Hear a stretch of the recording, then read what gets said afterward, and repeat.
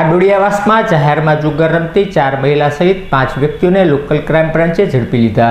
Local crime બ્રાન્ચની ટીમને બાતમી મળી હતી કે આડોડિયાવાસમાં રહેતા સપનાબેન મનોજભાઈ પરમારના રહેણાંક મકાન પાસે જાહેરમાં સ્ત્રી અને પુરુષો જુગાર રમી રહ્યા છે। જે બાતમીના આધારે એલસીબીની ટીમે રેડ કરતા જુગાર રમી રહેલા સપનાબેન મનોજભાઈ પરમાર, કરીનાબેન રોનિતભાઈ પરમાર, સોનિયાબેન સુનિલભાઈ પરમાર, કાળીબેન નટવરલાલ રાઠોડ અને અર્જુનભાઈ વર્ગીસભાઈ પરમારને રોકડા રૂપિયા 46,580ની મત્તા સાથે ઝડપી લઈ ધોરણોસરની કાર્યવાહી હાથ ધરી હતી।